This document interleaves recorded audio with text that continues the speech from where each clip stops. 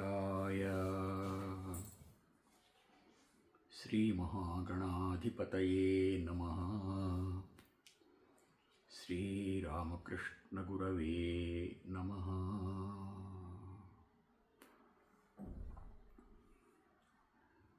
श्रीमद्भगवद्गीत సాంఖ్యయోగం రెండవ అధ్యాయం. సాంఖ్యయోగం అనే పేరులోనే ఒక ప్రత్యేకత కనిపిస్తుంది మనకు. సంఖ్య సంబంధమైంది సాంఖ్యం. సంఖ్య అంటే మామూలుగా మనకు అంకెలతో కూడింది అని అర్థం వస్తుంది. ఇందులో ఆ అర్థం కూడా ఒకటి ఉంది. మనకు జ్ఞానేంద్రియాలు, కర్మేంద్రియాలు, పంచేంద్రియాలు, పంచభూతాలు, తన్మాత్రలు, ఈ విధంగా మనోబుద్ధి అహంకార చిత్తములు అని ఈ విధంగా ఒక 24 తత్వాలని చెప్తారు సంఖ్య అని. కనుక సంఖ్యా పరిగణనంతో కూడింది కనుక దీనికి సాంఖ్యం అని పేరు. ఇది కపిల మహర్షి ప్రధానంగా బోధించింది.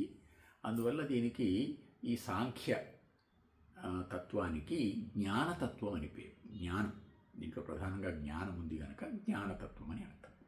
అయితే అసలైన దీని యౌగికార్థం ఇప్పుడు చెప్పింది రూఢ్యర్థం కాకుండా యౌగికార్థం ఒకటి ఉంది. సంఖ్య అని. సం అంటే సమ్యక్, చక్కగా. ఖ్యా ప్రకథనే అని అంటారు. అంటే బాగా చెప్పడం, చక్కగా చెప్పబడిన విషయం అని, అంటే సమగ్రంగా చెప్పబడిన విషయం అని. కనుక ఈ సాంఖ్య యోగం చాలా సమగ్రంగా మనకు విషయాలను అందజేస్తుంది. నిజానికి సాంఖ్య శబ్దానికి జ్ఞానయోగం అని అర్థం ఉంది. మనకు జ్ఞానయోగం వేరే ఉంది, ఒక అధ్యాయం. దానికి దీనికి తేడా ఏమిటి అంటే, ఇదేమో సమగ్రమైన జ్ఞానం, అది జ్ఞానంలో ఒక భాగం. మనకి సమగ్రమైన జ్ఞానంతో పాటు ఇతరమైన అంశాలు కూడా ఇందులో ఉన్నాయన్నమాట. ఇది మొదటి భగవద్గీతలో మొదటి 6 అధ్యాయాల సమగ్ర రూపంగా కనిపిస్తుంది. మొదటి 6 అధ్యాయాలు కర్మషట్కం అంటారు. మొదటిది అర్జున విషాదయోగం, ఇప్పుడు రెండవది సాంఖ్యయోగం, మూడవది కర్మయోగం, నాలుగవది జ్ఞానయోగం, ఐదవది కర్మ సన్యాసయోగం, ఆరవది ఆత్మ సంయమ యోగం. ఈ 6 సమాహారంగా కనిపిస్తుంది ఈ సాంఖ్యయోగం అనేది. ఇట్లా మనకు భగవద్గీత 3 భాగాలుగా కనిపిస్తుంది. మొదటిది కర్మ షట్కం, ఆ తర్వాతిది భక్తి షట్కం, ఆ తర్వాతిది జ్ఞాన షట్కం. కనుక ఇప్పుడు మనం ఈ సాంఖ్యయోగంలో ఈ అంశాలన్నింటినీ చూస్తాం. అందుకని ఇది ఒక సమగ్రమైన అంశం. బాగా నెమ్మదిగా మనం గమనించుకుంటూ వెళ్తే అన్ని విషయాలు ఇందులో క్రోడీకరింపబడి కనిపిస్తాయి.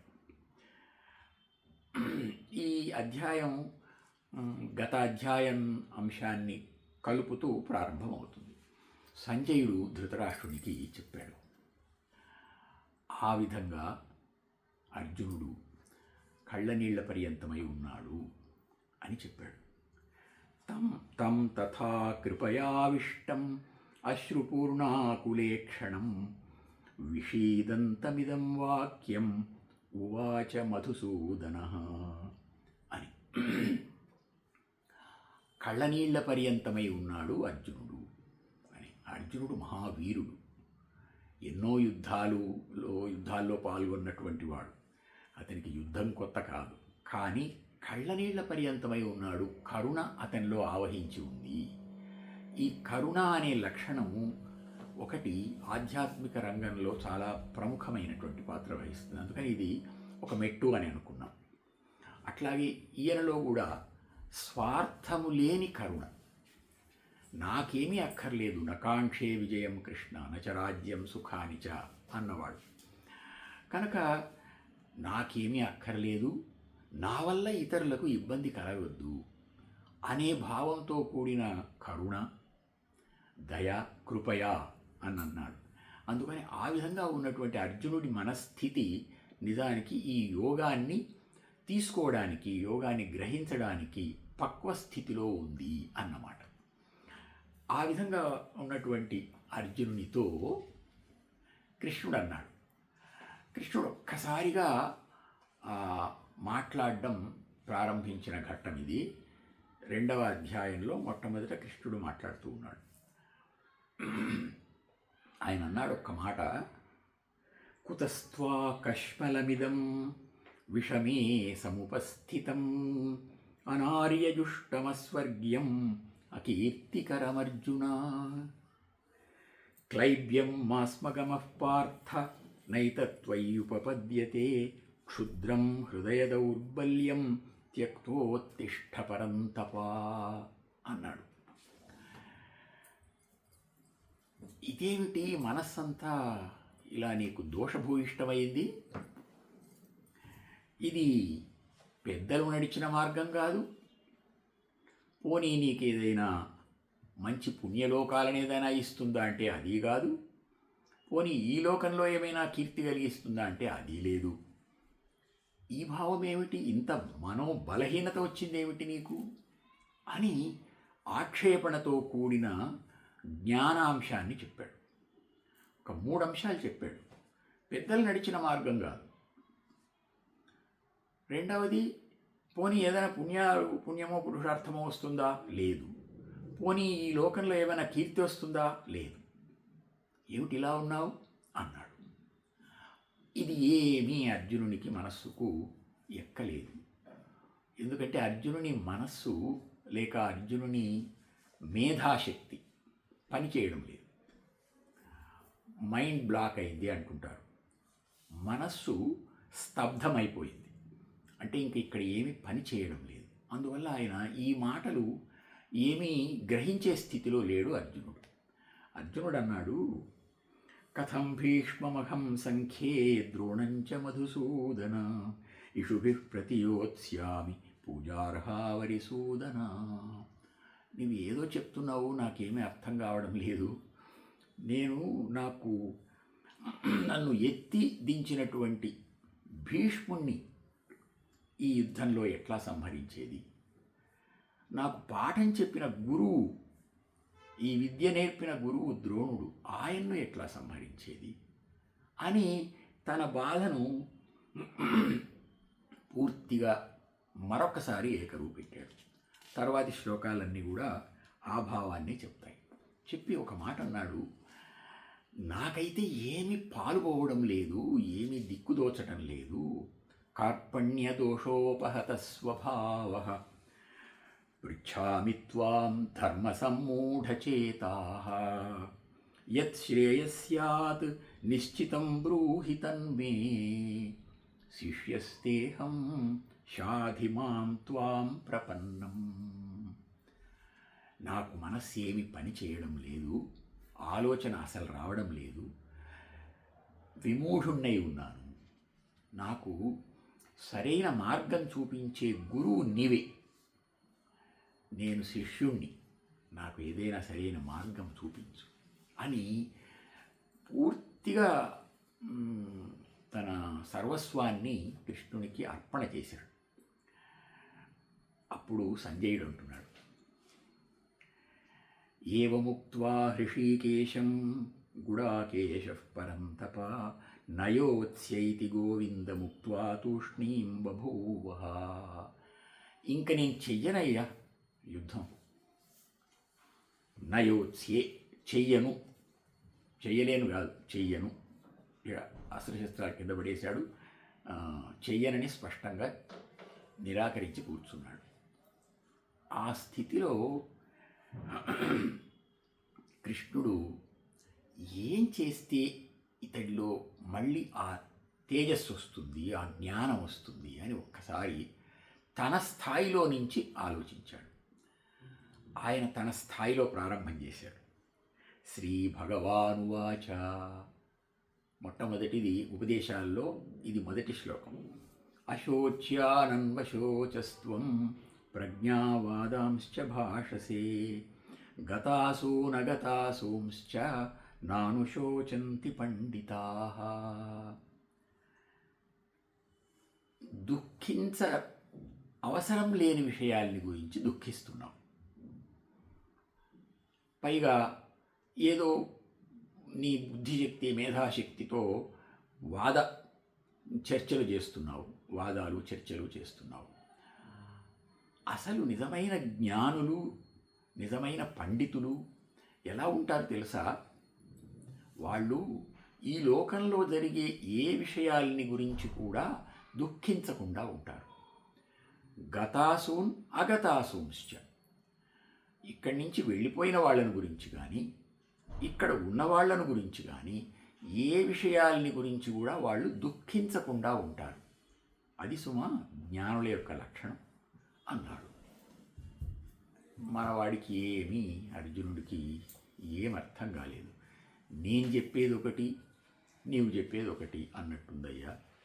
నాకేమో దుఃఖం పెళ్ళుబికి వస్తోంది, నా వాళ్ళని నేను చంపుకోబోతున్నాను కదయ్యా అని అంటే ఆయన అంటున్నారు, నత్వేవాహం జాతునాసం నత్వం నేమే జనాధిపాః నచైవ న భవిష్యామః సర్వే వయమతః పరం.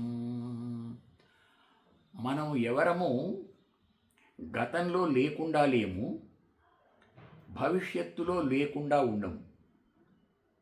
ఇప్పుడు ఉన్నాము, గతంలో ఉన్నాము, భవిష్యత్తులో కూడా ఉంటాము అన్నాడు. ఈ స్థాయి అర్జునుడికి ఏమీ అర్థం కాలేదు. పాపం కృష్ణుడు ఇంకాస్త మెల్లమెల్లగా కిందికి దిగుతూ చెప్తున్నాడు, దేహినోస్మిన్ యథా దేహే కౌమారం యౌవనం జరా తథా దేహాంతర ప్రాప్తి ధీరస్తత్ర నముహ్యతి. దేహం గురించి కదయ్యా నీవు ఆలోచన చేస్తున్నావు. దేహంలో బాల్యం, యవ్వనం, వృద్ధాప్యం, తర్వాత శరీరం వెళ్ళిపోతుంది కదా, మళ్ళీ కొత్త శరీరం వస్తుంది. ఇదంతా ఒక వరుస కదా, ఒక క్రమం కదా, ఇది తెలిసిన విషయమే కదా, ఒకసారి జ్ఞాపకం చేసుకో అని ఆ తత్వాన్ని చెప్తూ, శరీర తత్వాన్ని చెప్తూ నిజంగా శరీరంలో ఉన్నటువంటి దేహి ఎవరైతే ఉన్నారో అతడు శాశ్వతమైనవాడు. దేహం అశాశ్వతం, వెళ్ళిపోతూ ఉంటుంది. కనుక ఈ ప్రపంచంలో ఉండే దేహాలన్నీ ఇలా వస్తూ వెళ్తూ ఉంటాయి. ఈ మాత్రం తెలుస్తోంది కదా మనకు అని ఇంకా ఇదే అంశాన్ని అనేక కోణాల్లో నుంచి, అంశం చెప్తున్నది ఒకటి, శాశ్వతమైన వస్తువు ఒకటి ఉంది, అశాశ్వతమైన శరీరాలు ఉన్నాయి. ఈ అంశాన్ని పదే అనేక కోణాల్లో నుంచి చెప్పారు. ఇట్లాంటి శ్లోకమే ఇంకొకటి వస్తుంది తర్వాత, వాసాంసి జీర్ణాని యథా విహాయ నవాని గృహ్ణాతి నరోపరాణి తథా శరీరాణి విహాయ జీర్ణాని అన్యాని సంయాతి నవాని దేహి. మనం పాత వస్త్రాలు తీసేసి కొత్త వస్త్రాలు వేసుకున్నట్టుగా ఈ జీవాత్మ కూడా తనకున్న పాత శరీరాన్ని వదిలేసి కొత్త శరీరాన్ని తీసుకుంటుంది. ఇంతే కదా, ఇది సాధారణంగా మనకు లోకంలో అవగాహన అవుతున్న విషయమే కదా, ఇందులో కొత్త విషయం ఏముంది? అందువల్ల ఆత్మ అది శాశ్వతమైంది. దాన్ని ఈ ఖడ్గాలు, ఈ యుద్ధాలు ఏమి చెయ్యలేవు. నైనం చిందంతి శస్త్రాణి నైనం దహతి పావకః నచైనం క్లేదయంత్యాపో నశోషయతి మారుతః. ఈ గాలి కానీ, ఈ అగ్ని కానీ, ఇట్లాంటి వేటితో ఇబ్బంది పడదు ఆత్మ. అది శాశ్వతమైంది, దాన్ని ఎవరు ఎప్పుడూ ఏమీ చెయ్యలేరు. కనుక ఆ శాశ్వతమైన వస్తువుని ఎందుకు నీవు మనస్సులోకి తెచ్చుకోవడం లేదు, అది గ్రహించు అని చెప్పాడు. ఇంకా అయోమయ స్థితిలో ఉన్నట్లు ఆ ముఖంలో కనిపిస్తోంది, అర్జునుడి ముఖంలో. కృష్ణుడు అన్నాడు, సరేలేవయ్యా, పోని ఇంకొక విషయం ఆలోచించు. పోని మానవ శరీరం ఉంది, ఈ శరీరం పోవడం తథ్యం కదా, ఆ దృష్టితో కూడా ఆలోచన చేద్దాం. జాతస్య హి ధ్రువో మృత్యుః ధ్రువం జన్మ మృతస్య చ తస్మాదపరిహార్యేర్థే నత్వం శోచితుమర్హసి. పుట్టినవాడు గిట్టక మానడు. ఇది అందరికీ తెలిసిన విషయం. మళ్ళీ ఆ గిట్టినటువంటి వాడు మళ్ళీ పుట్టక మానడు. ఇది తెలుస్తోంది కదా. ఈ తెలిసిన విషయాన్ని గురించి దుఃఖం ఎందుకయ్యా? వీళ్ళందరూ చనిపోతారు, అయ్యో ఎట్లాగా అంటావు. చనిపోవడం సహజం. ఇది లోకధర్మం, ఇది ప్రకృతి ధర్మం. కనుక దీన్ని నీవు పెద్దగా చేసుకోక్కర్లేదు. సత్యాన్ని గ్రహించు. సత్యం ఏమిటి? శాశ్వతమైన జీవాత్మ ఆ ఆత్మలో లోపల ఉంది. అది శాశ్వతమైంది కదా. దాన్ని నీవేం చంపడం లేదు. శరీరాలు పోతున్నాయి, శరీరాలు వస్తున్నాయి, ఎవరు దాన్ని ఏమీ చెయ్యలేరు. కనుక ఇది లోకధర్మాన్ని అనుసరించి కూడా మనం అర్థం చేసుకోవచ్చు. నీవు కూడా ఆ విధంగా అర్థం చేసుకో. ఇంకొక విషయం, పోని నేనెట్లా చంపేది నేను అని అనుకుంటున్నావు నీ శరీరంతో. అయితే నీకొక ధర్మం ఉంది. నీ ఒక క్షత్రియ ధర్మంగా ఉండే చోట పుట్టావు, క్షత్రియుడివి. కనుక క్షత్రియుడు చేయదగిన కర్మ చెయ్యాలి కదా. నీ ధర్మాన్ని నీవు నిర్వర్తించొద్దా? స్వధర్మమపి చావేక్ష్య న వికంపితుమర్హసి ధర్మ్యాద్ధి యుద్ధాత్ శ్రేయోన్యత్ క్షత్రియస్య న విద్యతే. క్షత్రియుడైన వాడికి ధర్మయుద్ధం లభించడం అనేది ఒక అదృష్టం. నీకు అట్లాంటి ధర్మయుద్ధం లభించింది. ఇప్పుడెందుకు దుఃఖిస్తావు? నీవు హాయిగా ధర్మయుద్ధం చేసి దాని ఫలితాన్ని పొందు. అది నీకు ఉత్తమమైనటువంటి విషయం. పోని నేను ఈ యుద్ధం చేయలేను అని నీవు ఇంతకుముందు అన్నట్లుగా గనక అంటే దానివల్ల నష్టపోయేది నీవే. అంతేకాదు, కొంతసేపు అయ్యేటప్పటికీ ఆ క్షత్రియ ధర్మం నీలో ఏదైతే ఉందో అది నిన్ను ప్రేరేపిస్తుంది, ఊరికే ఉండనివ్వదు. మళ్ళీ నువ్వు చేయాల్సి వస్తుంది. ఇంతలోపు ఏమైపోతుంది? నీవు ఇప్పుడేమో చేయకుండా ఉంటావు. అందరూ నిన్ను చూచి పరిహసిస్తారు. భయాద్రణాదుపరతం మన్యంతే త్వాం మహారథాః. మహారథులైన మహావీరులు ఎవరైతే ఉన్నారో వాళ్ళందరూ నిన్ను ఇంతకుముందు చాలా గౌరవించారు. వాళ్ళందరూ నిన్నిప్పుడు భయంతో యుద్ధరంగంలో నుంచి పరుగెత్తిపోయాడు, వెనుదూకిపోయాడని అంటారు. నీవు వాళ్ళందరిలో చులకనైపోతావు. యాస్యసి లాఘవం ఏషాంచత్వం బహుమతో భూత్వా యాస్యసి లాఘవం. వీళ్ళందరిలో నీవు తేలికపరచబడతావు, చులకనైపోతావు. ఇంత తప్ప నీకు ఉపయోగం లేదు. అదే నీవు యుద్ధరంగంలో యుద్ధం చేసావనుకో, హతో వా ప్రాప్స్యసే స్వర్గం జిత్వా వా భోక్ష్యసే మహీం తస్మాదుత్తిష్ఠ కౌంతేయ. ఈ దృష్టితో కూడా ఆలోచించే. నీవు క్షత్రియుడవు కనుక నీవు యుద్ధం చేస్తే ఈ యుద్ధం వల్ల నీవు ఒకవేళ మరణించావనుకో స్వర్గానికి వెళ్తావు, లేదా ఈ భూలోక సౌఖ్యాన్ని అనుభవిస్తావు. కనుక నీకు దుఃఖించడానికి అసలు కారణమే కనబడడం లేదు కదా. కనుక నీవు హాయిగా సంతోషంగా ఈ యుద్ధంలో పాల్గొను. మొట్టమొదటి నీ మనస్సులో ఉండే ఆ బలహీనతను వదిలేసి ఒక్కసారిగా ఉత్తేజంతో మేల్కో అన్నాడు. అని దాని అనుబంధంగా ఇంకొక మాట చెప్పాడు. అసలు నిజానికి ఉత్తములైనటువంటి వాళ్ళు ఈ సుఖదుఖాలు, ఈ వ్యవహారాలు వేటిని పట్టించుకోరు సుమా. సుఖదుఖే సమే కృత్వా లాభాలాభౌ జయాజయౌ తతో యుద్ధాయ యుజ్యస్వ నైవం పాపమవాప్స్యసి. ఈ సుఖదుఖాలు, లాభాలాభాలు, జయాజయాలు, జయాపజయాలు ఇవన్నీ కూడా సాధారణమైన విషయమని గ్రహించి నీవు యుద్ధంలోకి ఉపక్రమించు అని చెప్పినప్పుడు అసలైన ఆ తత్వ విషయాన్ని ఈయన మనస్సులోకి కాస్త పట్టిద్దామని అనిపించింది కృష్ణుడికి. అందువల్ల ఆ తత్వ విషయం పడితే తప్ప మనస్సు తేరుకోదు. ఒట్టిగా చెప్తే ఎంతసేపు ఉన్నా ఆ భౌతిక శరీరంలోనే ఉంటుంది, మనస్సు బయటికి రాదు. అందుకని ఒక్క మాట అన్నాడు, ఏషాతే అభిహిత సాంఖ్యే బుద్ధి యోగే త్విమాం శృణు. నీ బుద్ధి, నీ ఆలోచన ఇంతవరకు ఈ సాంఖ్య విషయంలో చెప్పాను. అంటే ఇదంతా ఒక సమున్నతమైన జ్ఞానం, సమగ్రమైన జ్ఞానం.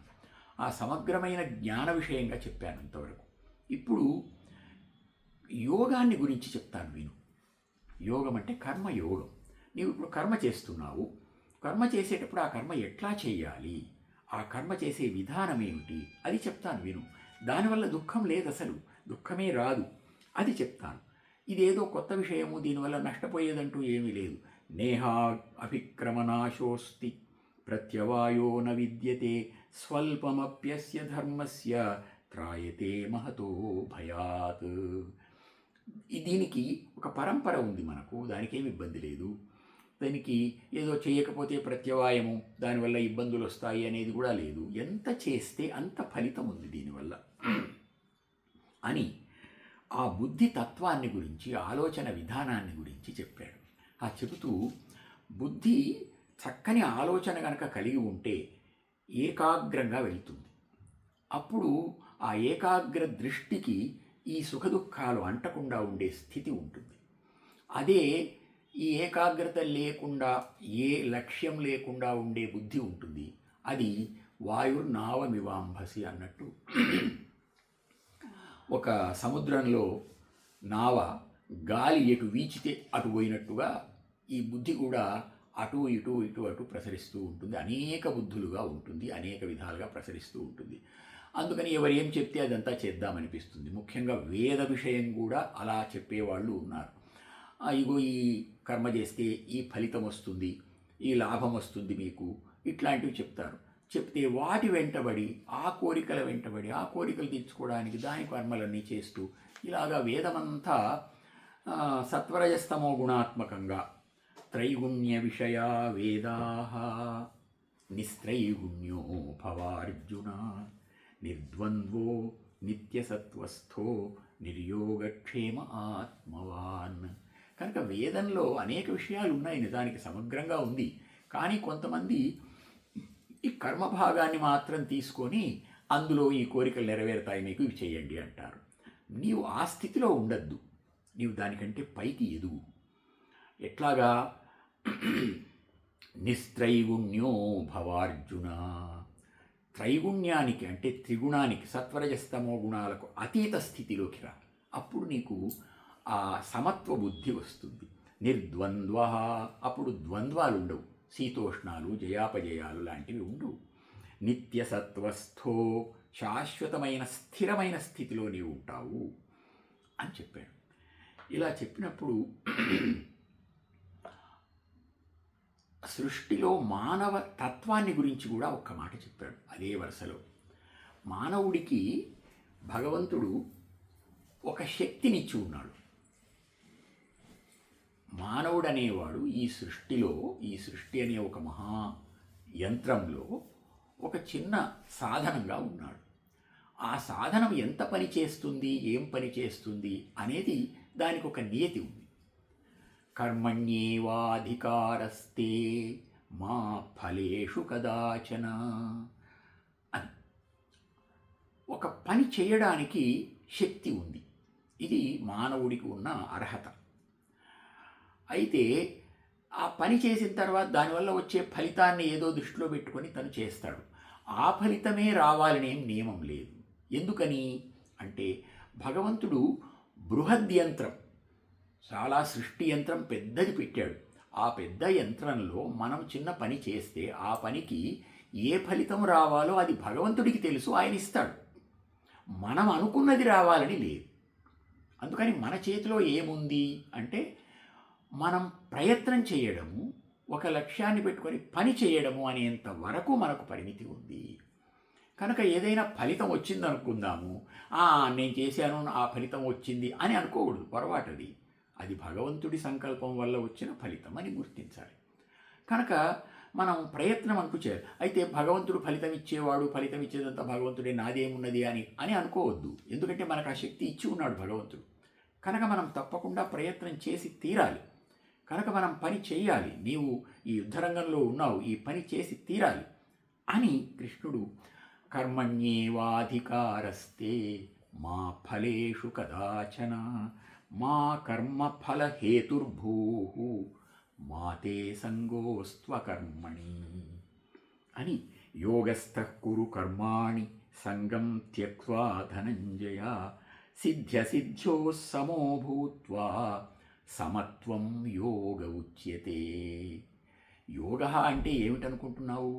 యోగము, యోగి అంటే సమత్వం, అన్నిటినీ సమంగా చూసుకునే స్థిరమైన మనస్తత్వం. అయితే ఇలా యోగం చేయడంలో ఒక ఏకాగ్రమైన మనస్తత్వం ఉంటుంది గనక అక్కడ నీకు ఆ చేసే పనిలో మంచి నైపుణ్యం కూడా వస్తుంది. మామూలుగా నీవు రాగద్వేషాలతో చేసే పని కంటే ఈ సమబుద్ధితో చేసినప్పుడు అందులో కౌశలం వస్తుంది, నైపుణ్యం వస్తుంది. యోగ కర్మసు కౌశలం అని ఈ విధంగా చెప్పేటప్పటికీ అర్జునునికి ఒక సందేహం వచ్చింది. ఓహో, ఇంత స్థిరమైన బుద్ధి కూడా ఉంటుందా? ఇంత స్థిరమైన బుద్ధితో ఒక మానవుడు ప్రవర్తించడానికి వీలుందా? అటువంటి స్థితప్రజ్ఞుడు ఉంటాడా? ఉంటే అతడు ఎలా ఉంటాడు అని అర్జున ఉవాచ స్థితప్రజ్ఞస్య కా భాషా సమాధిస్థస్య కేశవ స్థితధీః కిం ప్రభాషేత కిమాసీత వ్రజేత కిం.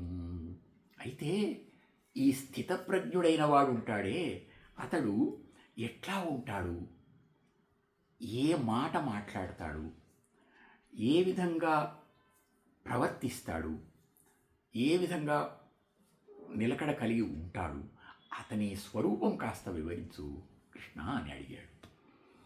శ్రీ భగవానువాచ, ఇప్పుడు ఆ స్థితప్రజ్ఞుడనే దాన్ని తెలుసుకోవాలి అనే ఆ జిజ్ఞాస అర్జునుడిలో కలిగేటప్పటికీ, అంటే అర్జునుడిలో ఆ దుఃఖంలో నుంచి తేరుకునే స్థితి వచ్చిందన్నమాట. తేరుకొని ఏదో ఆలోచనలో కాస్త మనస్సు ప్రసరిస్తోంది. ఆ ప్రసరించిన మనస్సుని పట్టుకుంటున్నాడు కృష్ణుడు. చెప్తున్నాడు, ప్రజహాతి యదా కామాన్ సర్వాన్ పార్థమనోగతాన్ ఆత్మన్యేవాత్మనా తృప్తః స్థితప్రజ్ఞస్తదోచ్యతే.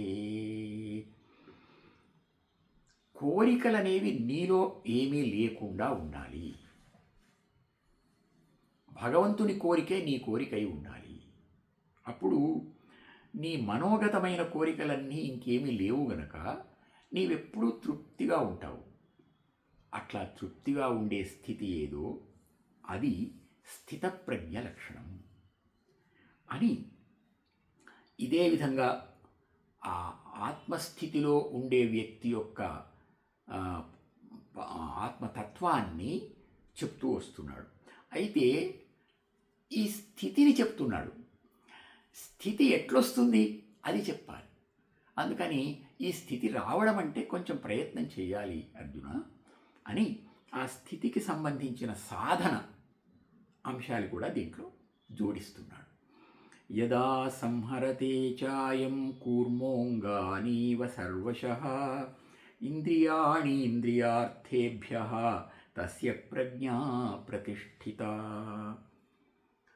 తాబేలు తన అవయవాల్ని లోపలికి తీసుకున్నట్లుగా మానవుడు కూడా, ఈ స్థితప్రజ్ఞుడు కాదలుచుకున్నవాడు కూడా తన ఇంద్రియాలను అంటే కోరికలను, ఆ కోరికలను లోపలికి తీసుకోగలగాలి. అప్పుడు ఆ లోపలికి ఉండిపోయిన కోరికల వల్ల తనకు బయటి వ్యవహారాల పట్ల చాంచల్యం ఉండదు. అప్పుడు నిశ్చలత్వం వస్తుంది. మొదట అది సాధన చేసుకోవాలి. విషయా వినివర్తంతే నిరాహారస్య దేహినః. ఎప్పుడైతే ఈ లౌకిక విషయాల వైపు మనస్సును పోకుండా ఆ ఇంద్రియాలను లోపలికి తీసుకున్నామో అప్పుడు సహజంగానే అవి నిరాహారమవుతాయి కనుక ఆ స్థితి వాటికి మెల్లగా వస్తుంది. అయితే వాటిలో ఇంకా ఆసక్తి ఉంటుంది. ఆ ఇంద్రియాలకు మళ్ళీ బయటికి రావాలనే ఆసక్తి ఉంటుంది. కానీ ఆసక్తి క్రమంగా భగవంతుని వైపు కనుక మరల్చితే అప్పుడు వాటి వైపు ఆసక్తి పెరిగి ఈ ఆసక్తి తగ్గిపోతుంది. అట్లా కనుక క్రమక్రమంగా ప్రయత్నం చేసి వీటిని సాధించుకోవాలి. అయితే ఎంత సాధించదలుచుకున్నా కూడా ఇంద్రియాలు చాలా ప్రమాదకరమైనవి. ఎంతటి మహాపండితుడినైనా లొంగదీసుకునే స్వభావం కలిగినవి కనుక తాని సర్వాణి సంయమ్య, వాటన్నిటిని జాగ్రత్తగా మనం వశం చేసుకుని ఉంటే అప్పుడు అతడు స్థితప్రజ్ఞుడవుతాడు. అయితే అసలు ఈ విషయాల వైపే మళ్ళీ వెళ్లకుండా ఉండాలి మనస్సు. ఎట్లా? అసలు ఈ కోరికలు ఎందుకు పుడుతున్నాయి అంటే ఆ పుట్టడానికి మూల కారణం ఎక్కడుందో అక్కడ దాన్ని ఛేదించి వేయాలి మనం. ధ్యాయతో విషయాన్ పుంసః సంగస్తేషూపజాయతే. ఇక్కడ అసలు ఈ సాంఖ్యయోగం లేదా ఈ భగవద్గీత యొక్క మూలతత్వాన్ని మనకు చెప్తున్నాడు. అంటే ఒక మహావృక్షానికి వేళ్లలాంటి తత్వాన్ని ఇక్కడ ఖండన చేసేస్తే ఇంకసలు వృక్షం ఉండదు. ఏమిటి ఆ మూలము అంటే ధ్యాయతో విషయాన్ పుంసః సంగస్తేషూపజాయతే. లౌకిక విషయాలను ధ్యానిస్తూ ఉంటే అన్నాడు. ధ్యానించడం అంటే ఏకాగ్రంగా వాటి ఎందే లగ్నమై ఉండడం. లౌకిక విషయాలలో మనస్సును వ్యాప్తం చేసి ఉంటే ఏమవుతుంది? ధ్యాయతో విషయాన్ పుంసః సంగస్తేషూపజాయతే సంగాత్ సంజాయతే కామః. వాటితో సాంగత్యం ఏర్పడి వాటిలో మనకు కావలసిందేదో ఉంది అని ఒక కోరిక కలుగుతుంది. కనుక లౌకిక విషయాల పట్ల మనకు కోరిక ఎందుకు కలుగుతోంది అంటే వాటిలో ఎక్కువగా మనం కలిసి ఉండడం వల్ల కలుగుతోంది. ఎప్పుడైతే ఇలా కలిగిందో ఒక్కసారి ఇక అక్కడి నుంచి అది ఒక పరంపర. ధ్యాయతో విషయాన్ పుంసః సంగస్తేషూపజాయతే సంగాత్ సంజాయతే కామః కామాత్ క్రోధోభిజాయతే క్రోధాత్ భవతి సమ్మోహః సమ్మోహాత్ స్మృతివిభ్రమః స్మృతిభ్రంశాత్ బుద్ధినాశః బుద్ధినాశాత్ ప్రణశ్యతి. కోరిక తీరకపోతే కోపం వస్తుంది. కోపం వస్తే మనకు వ్యామోహం కలుగుతుంది. వ్యామోహం కలిగితే జ్ఞాపక శక్తి ఉండదు. అది పోతే బుద్ధి పనిచేయదు, ఆలోచన పనిచేయదు. ఆలోచన పనిచేయకపోతే సమస్తము లేదు, ఇంకేదీ లేదు, సమస్తము నశించింది. కనుక మనం ఆ మూలానికి మందు వేయాలి. ఆ విషయాల వ్యాసంగాన్ని క్రమంగా తగ్గించుకోవాలి. రాగద్వేష వియుక్తైస్తు విషయానింద్రియైశ్చరన్ ఆత్మవశ్యైర్విధేయాత్మా ప్రసాదమధిగచ్చతి. అది ఈ ఇంద్రియాలను మన వశంలో పెట్టుకొని మనం సాగించాలి. వ్యవహారం చెయ్యాలి లోకంలో. ఎట్లా చెయ్యాలి అంటే మన వశంలో ఆ ఇంద్రియాలు నడిచేటట్లుగా మనం ప్రయత్నం చేయాలి. అందుకని విషయాలను ఎక్కువగా లౌకిక విషయాల పట్లనే ఇంద్రియాలను పరిగెత్తేటట్లుగా చేయకుండా నిగ్రహించుకుంటూ మొట్టమొదట సాధన క్రమక్రమంగా చేస్తే అప్పుడు మనకు మనస్సుకు ప్రశాంతత వస్తుంది. మన స్వాధీనంలో ఆత్మస్వాధీనంలో గనక మనకు ఇంద్రియాలు ఉంటే అప్పుడు మనకు ప్రశాంతత వస్తుంది. ప్రసాదే సర్వదుఃఖానాం హానిరస్యోపజాయతే. అట్లా కనుక ప్రసన్నత అనేది మనకు వచ్చేసిందంటే ఇంకా ఏ దుఃఖము మనల్ని అంటదు. ఆ స్థితిలో ఎట్లా ఉంటాడు మనిషి అంటే యా నిశా సర్వభూతానాం తస్యాం జాగర్తి సంయమీ యస్యాం జాగ్రతి భూతాని సా నిశా పశ్యతో మునేః. ఇట్లా క్రమంగా సాధన చేసుకున్నవాడు ఎట్లా ఉంటాడు అంటే లోకమంతా నిద్రపోతున్న సమయంలో ఇతడు మేల్కొని ఉంటాడు. లోకమంతా మేల్కొని ఉన్న సమయంలో ఇతడు నిద్రపోతూ ఉంటాడు అన్నాడు. అంటే అర్థం లోక వ్యవహారాల పట్ల ఆసక్తమైనటువంటి మనస్సు ఉంటే అందరికీ ఈయనకు వాటి పట్ల ఆసక్తి లేకుండా ఉంటుంది. లోకమంతా వేటిని ఇష్టపడకుండా ఉంటుందో వాటిని ఈ యోగి మనస్సు ఇష్టపడుతూ ఉంటుంది. అంటే ఆత్మతత్వాన్ని, పరతత్వాన్ని, ఏదైతే సత్యమైన తత్వమో దాన్ని ఇష్టపడుతూ ఉంటుంది. అట్లాంటి ఉత్తమమైన, అత్యున్నతమైన, సత్యమైన మానసిక స్థితి వస్తుంది. కనుక ఇది ఎటువంటిది అంటే అటువంటి వాడు శాంతిని పొందుతాడు. శాంతిం అధిగచ్చతి. ఇది నిజమైన బ్రాహ్మీ స్థితి.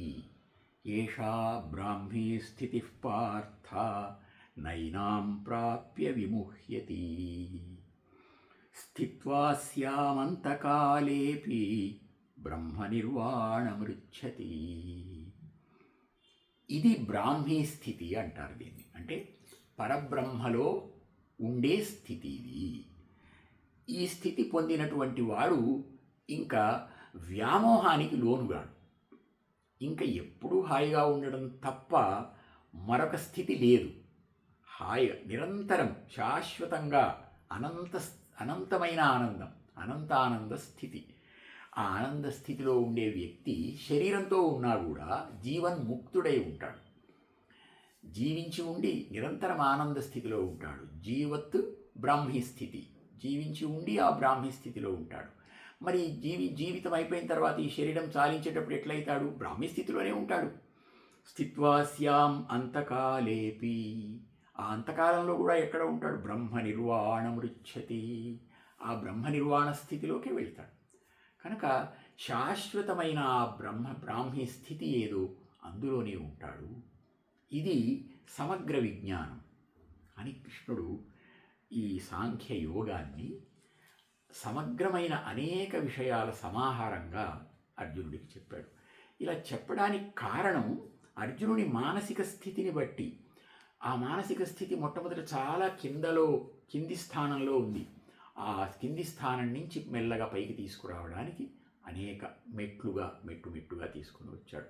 కనుక ఇందులో ఇంకా మనకు కర్మ, అసంగంగా కర్మ చేయటం, తర్వాత జ్ఞానంతో కర్మ చేయటం, ఆ తర్వాత కర్మ సన్యాసం ఎలా చేయడం, ఆత్మ సంయమం ఎలా చేసుకోవాలి, ఈ అంశాలన్నీ చెప్పారు ఇందులో. అయితే ఈ చెప్పినవేవి అర్జునుడికి సంపూర్ణంగా మనస్సులోకి వచ్చి ఉండవు. అందుకని తరువాతి అధ్యాయాలలో మళ్ళీ అర్జునుడి ప్రశ్న వస్తుంది, మళ్ళీ కృష్ణుడు దానికి సమాధానం చెబుతాడు. కనుక ఈ అధ్యాయం మనకు ఈ కర్మషట్కం యొక్క మొత్తం సారాంశంగా మనం చెప్పుకోవచ్చు. అటువంటి ఒక అద్భుతమైన అధ్యాయాన్ని ఇప్పుడు మనం చెప్పుకున్నాము. నిజానికి ఇది భగవంతుడు మనకు అనుగ్రహించిన ఒక మహాప్రసాదం. ఓం నమో వెంకటేశాయ. శ్రీ వెంకటేశ్వరార్పణమస్తు.